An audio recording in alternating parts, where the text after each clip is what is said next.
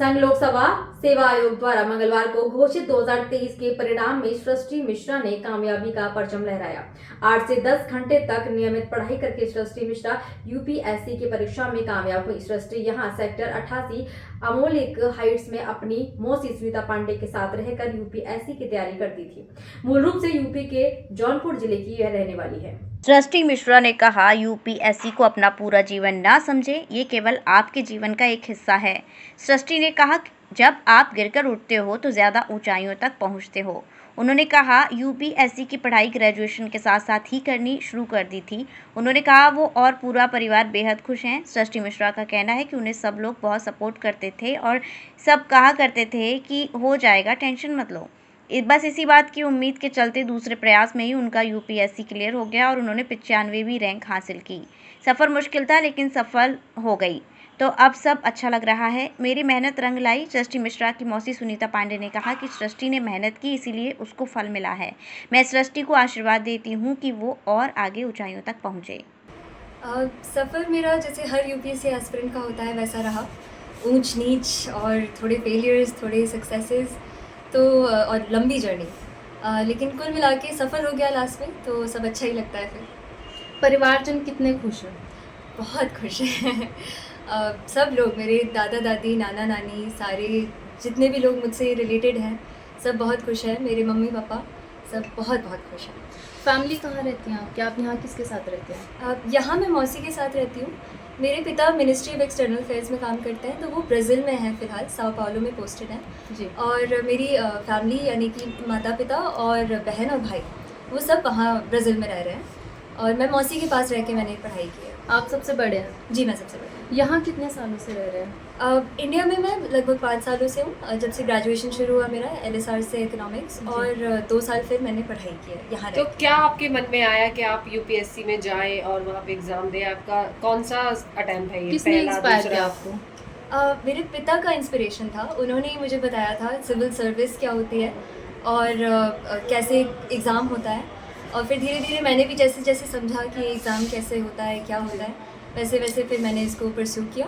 तो इंस्पिरेशन पिता से आई और फिर धीरे धीरे वो मेरी इंस्पिरेशन बन गई। कितने घंटे पढ़ते थे आप एक दिन में?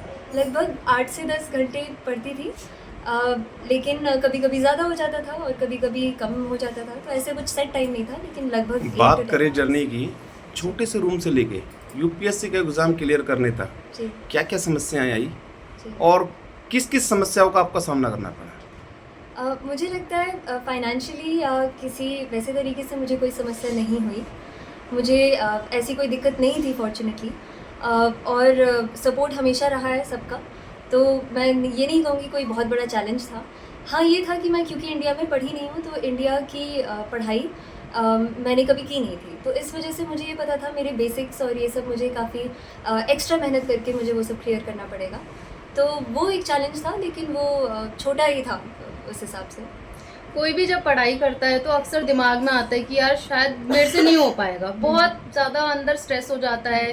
कई बार कुछ चीज़ें समझ में नहीं आती है, हम लोगों को फ़ोन करते हैं, पूछते हैं कैसे करना है, क्या करना है। उस वक्त अपना स्ट्रेस कम करने के लिए क्या क्या करते थे आप? 2-3 चीज़ें करती थी मैं। पहली चीज़ ये थी, श्रेया है मेरी बहन, 12वीं में है, सबसे पहले उसको कॉल करती थी। वो मुझे एहसास दिलाती थी कि दीदी आप अच्छे इंसान हो, आप मेहनत कर रहे हो और होगा क्यों नहीं आपका। तो कोई ख़ास दोस्त या कोई ख़ास कोई ऐसा जिससे आप अपनी पूरी दिल की बातें कर सकते हैं। बाकी अगर बहुत परेशान होती थी, अपनी मौसी के पास चली जाती थी, वो मुझे कहानियाँ सुना देती थी। मौसा भी जब यहाँ थे तब वो कहानियाँ सुना देते थे, तो थोड़ा मन बहल जाता था। तो ये याद रखना ज़रूरी होता है, मुझे लगता है कि ये सिर्फ एक एग्ज़ाम है, ये पूरी ज़िंदगी नहीं है हमारी।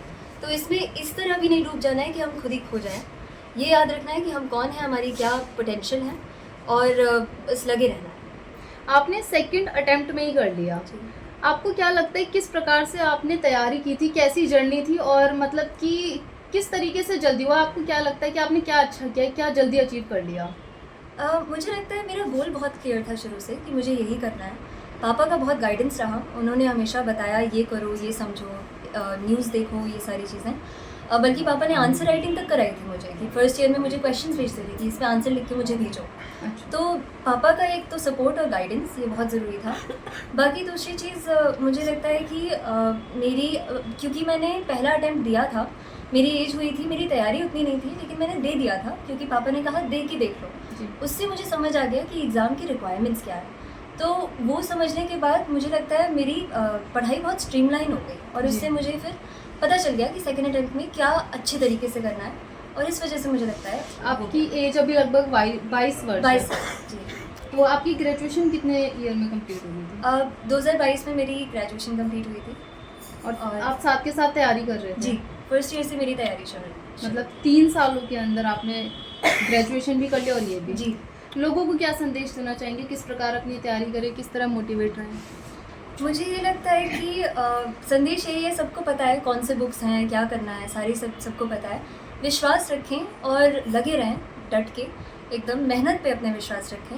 आप आगे गवर्नमेंट जॉब में जाने वाली हैं, तो क्या कुछ महिलाओं के लिए ऐसा काम करेंगी, क्योंकि एक आप एक महिला हैं?